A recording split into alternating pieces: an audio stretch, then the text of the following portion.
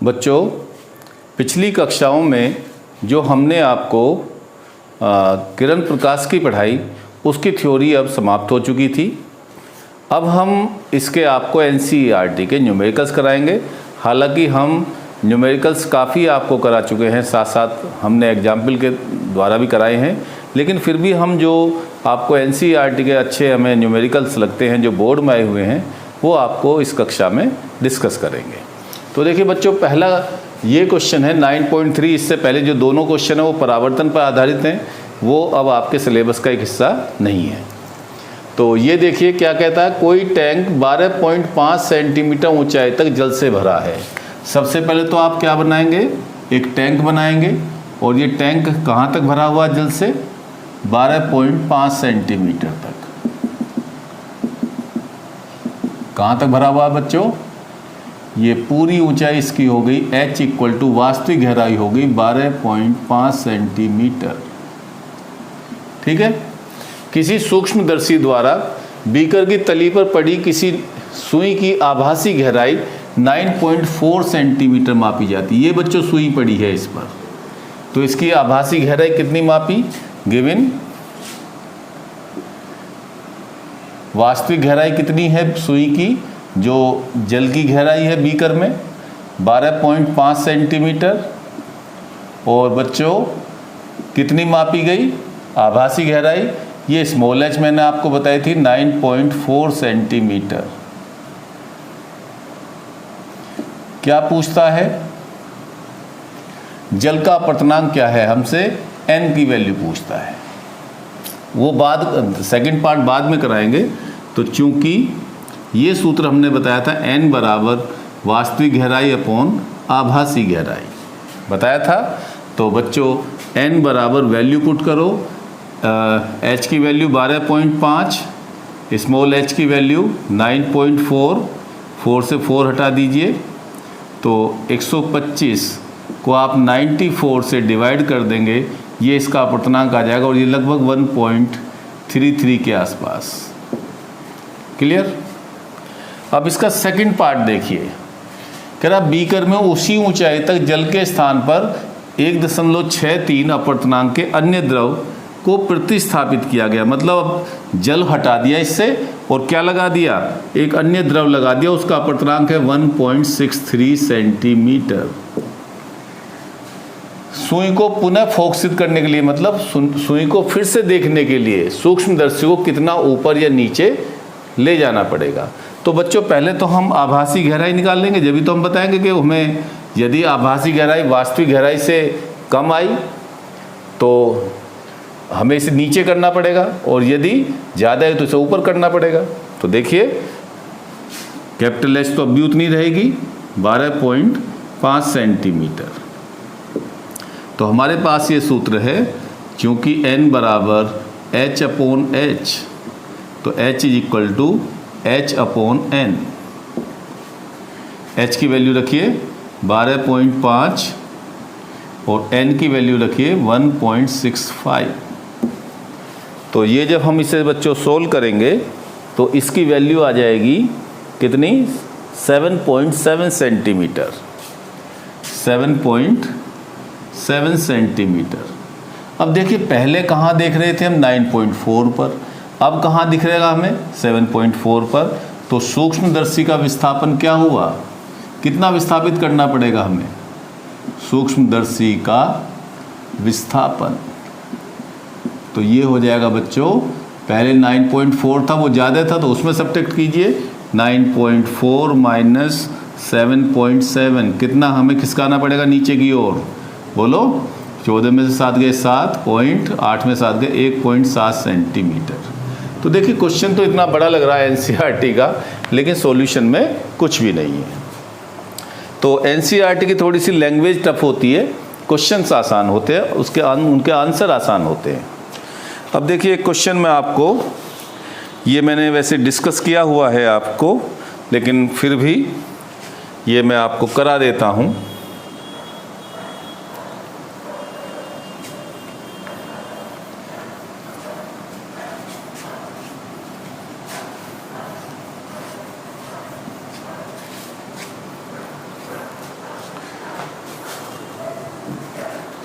देखिए ये क्वेश्चन है 9.5, क्वेश्चन 9.5।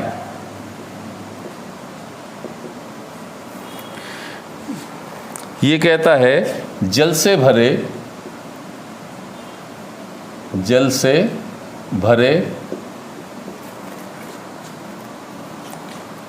80 सेंटीमीटर गहराई के 80 सेंटीमीटर गहराई के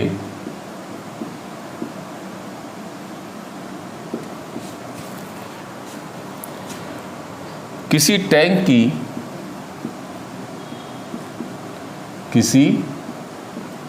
की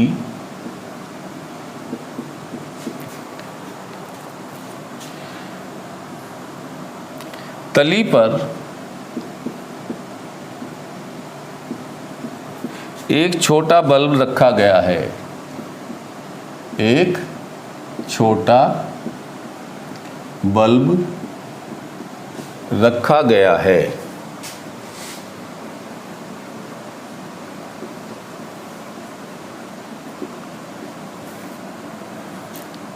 जिससे बल्ब का प्रकाश जल के पृष्ठ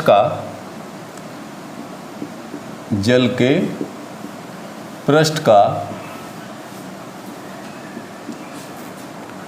वह क्षेत्र ज्ञात कीजिए।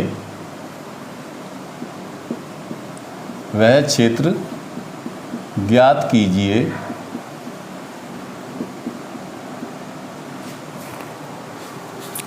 जिससे बल्ब का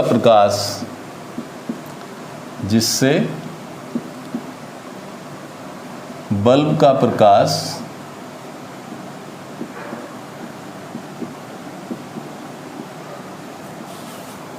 निर्गत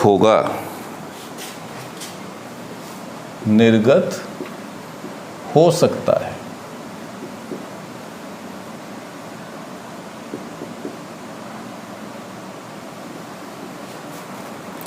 जल का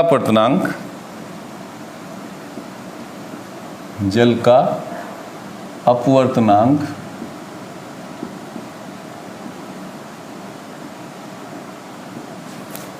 1.33 है। ठीक है बच्चों, देखिए इसका सॉल्यूशन देखेंगे हम। देखिए बच्चों, ये मैंने आपको वीडियो में कराया हुआ है कि मछली द्वारा देखा गया संसार या किसी बल्ब द्वारा निर्गत प्रकाश का अधिकतम पृष्ठ। तो बेटा मैंने आपको इस तरह से एक स्रोत दिखाया था वीडियो में, देखना आप थ्योरी की वीडियो मिल जाएगा। और इससे प्रकाश अधिकतम कब निकलेगा? जब वो प्रकाश किस पर? क्रांति कोण पर निर्गत हो, मतलब वो ऐसे निर्गत हो। तो ये पृष्ठ बच्चों होगा अधिकतम, और इसकी ये त्रिज्या मैंने r मानी थी, और ये h हो गई वास्तविक गहराई, और ये बच्चों I बराबर c के हुआ था क्रांति कोण, ठीक है, R 90 हुआ था, ठीक, ये I, तो ये I बराबर c के। तो इसके लिए मैंने आपको ये फार्मूला ड्राइव कराया था कि इस पृष्ठ की त्रिज्या r बराबर h/√n² - 1। अच्छा, एक बात और याद रखना, आप ये सोचेगा हम इस फार्मूले को रट लेंगे, तो ये रटना नहीं चाहिए। जैसे मैंने वीडियो में आपको सोल्व करा रखा है, थ्योरी में सोल्व करा रखा है, बिल्कुल आप इस फार्मूले को यहाँ तक सोल्व कीजिए, ठीक है। और तब आपके पास जब ये फार्मूला आ जाए तो आप तब वैल्यू रखेंगे। यहाँ पर क्या दिया हुआ है? h कितनी दी हुई है? ये स्मॉल h मानी थी हमने, स्मॉल h कितनी दी हुई है? 80 सेंटीमीटर, और n कितना दिया हुआ है? 1.33, ठीक है। तो r बराबर आ गया 80/√1.33 का स्क्वायर -1। अब देखिए क्या जल के पृष्ठ का क्षेत्रफल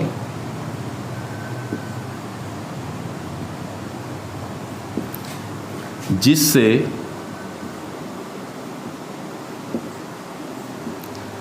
बल्ब का प्रकाश, या सीधा लिख दो प्रकाश निर्गत हो सकता है, निर्गत हो सकता है।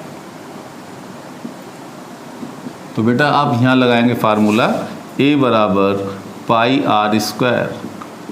तो A बराबर पाई की वैल्यू 3.14 और आर स्क्वायर करेंगे तो ये बेटा 80 का स्क्वायर होगा, 80 गुणा 80 अपॉन, देखिए इसका अंडर रूट हट जाएगा, 1.33 का स्क्वायर -1 या 3.14 इंटू 80 अपॉन, एक बार जोड़िए एक बार घटाइए, 0.33 इंटू 2.33।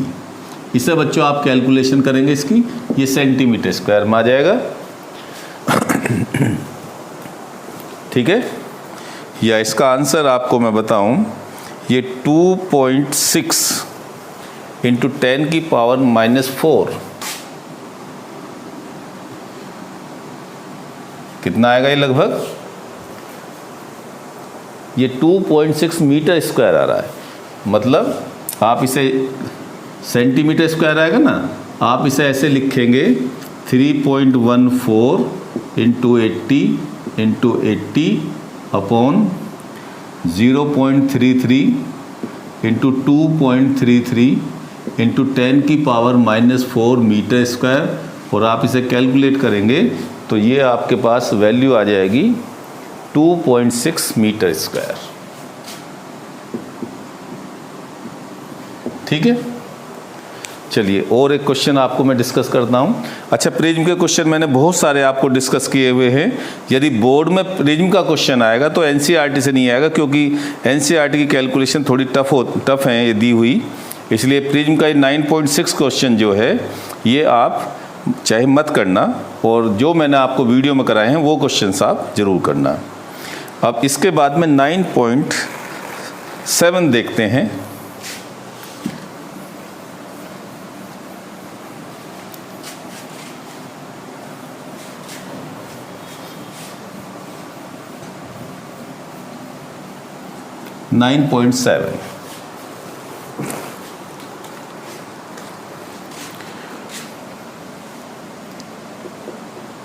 ये भी अच्छा क्वेश्चन है। अपर्तनांक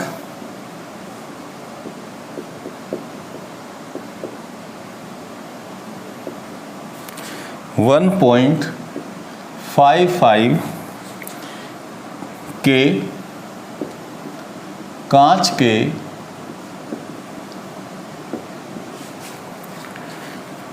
दोनों फलकों की, या दोनों में पृष्ठों लिख देता हूं, दोनों पृष्ठों की समान वक्रता त्रिज्या के, समान वक्रता त्रिज्या के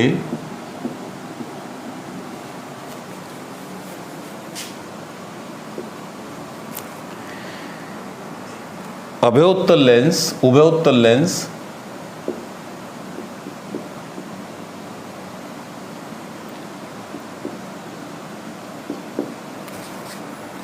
निर्मित करने हैं,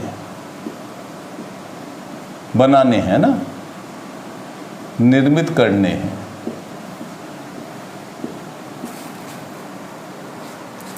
यदि 20 सेंटीमीटर समान वक्रता त्रिज्या के उभयोत्तल निर्मित करने हैं, यदि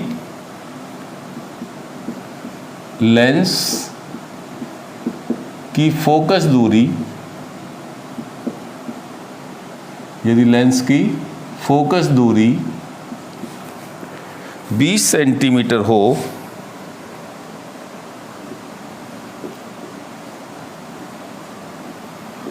तो अपेक्षित वक्रता त्रिज्या क्या है? अपेक्षित वक्रता त्रिज्या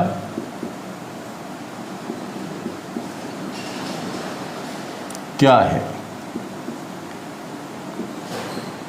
देखिए क्या दिया हुआ है बच्चों हमें, अपवर्तनांक 1.55 के सॉल्यूशन देखिए।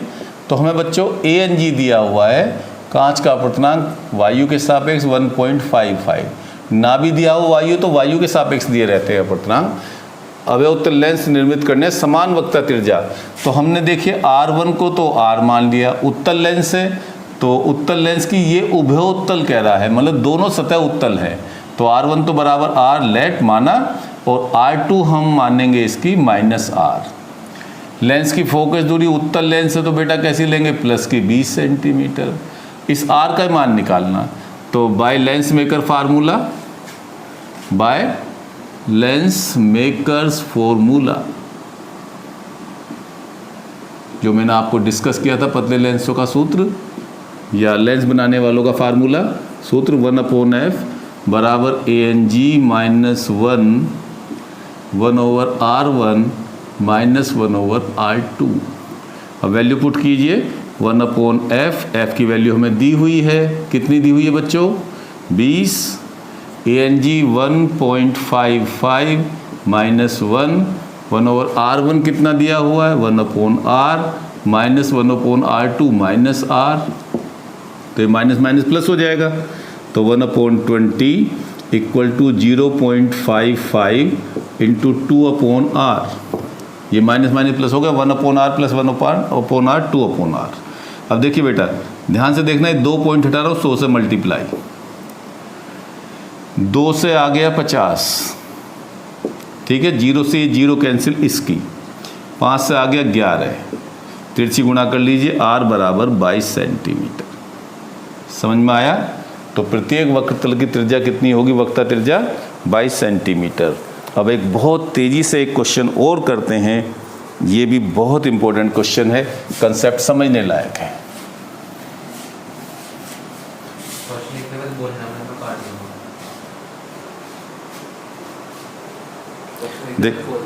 देखिए ये क्वेश्चन है 9.8, ये कह रहा कोई प्रकाश पुंज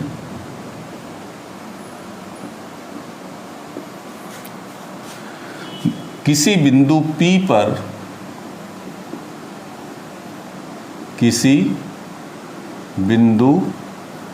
P पर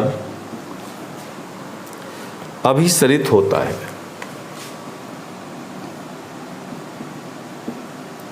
अभिसरित होता है।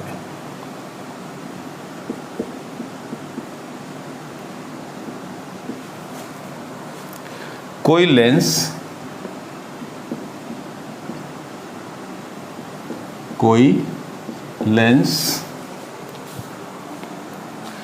इस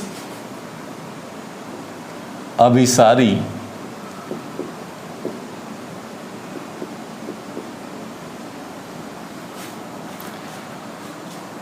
पुंज के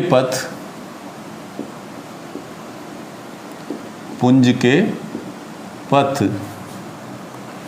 से 12 सेंटीमीटर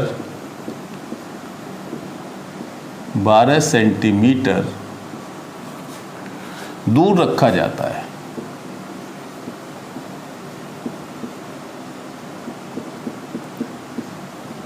दूर रखा जाता है यदि यह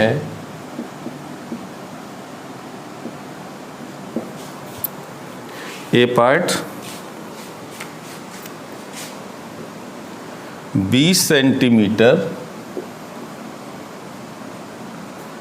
फोकस दूरी का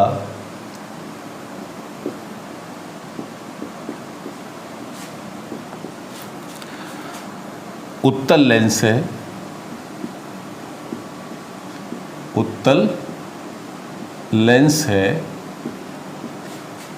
बी पार्ट 16 सेंटीमीटर फोकस दूरी का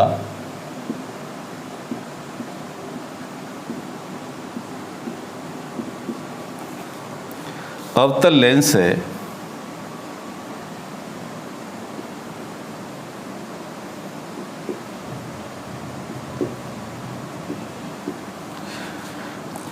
तो प्रकाश पुंज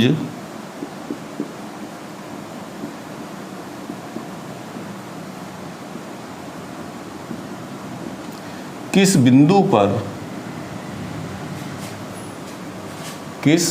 पर फोकसित होगा, अभिसरित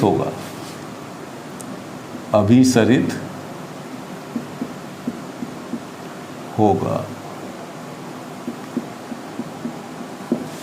ठीक है बच्चों, देखिए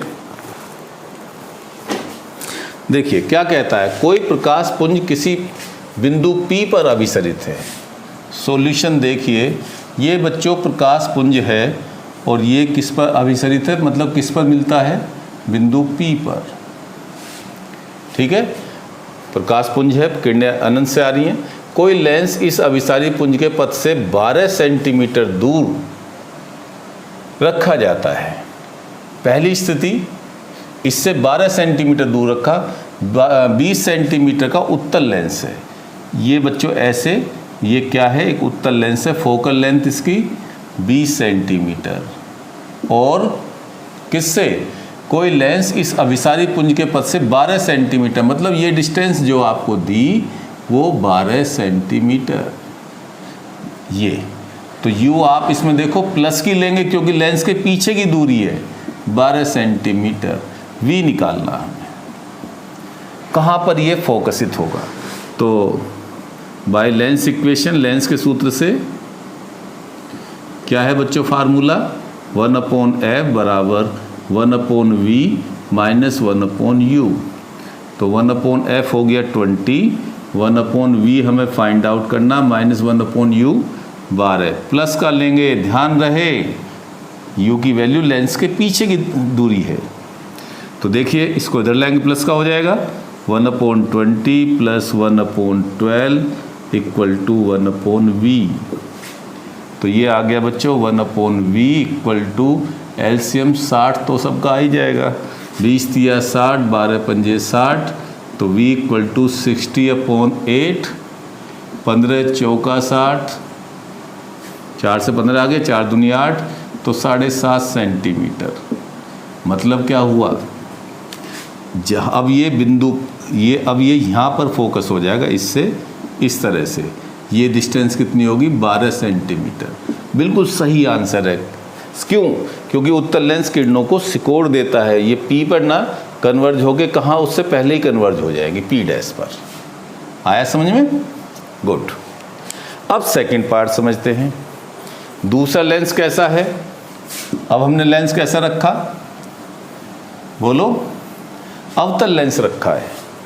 क्या रखा है, अवतल लेंस रखा है। ये किरणें बिंदु P पर मिल रही थी ऐसे, और अब क्या हमने क्या रखा, अवतल लेंस। तो अवतल लेंस किरणों को फैला देता है। तो आप देखेंगे कि ये 12 सेंटीमीटर इससे रखा है। आप देखेंगे कि अब जो है ये किरणें दूर जाके फोकस होंगी।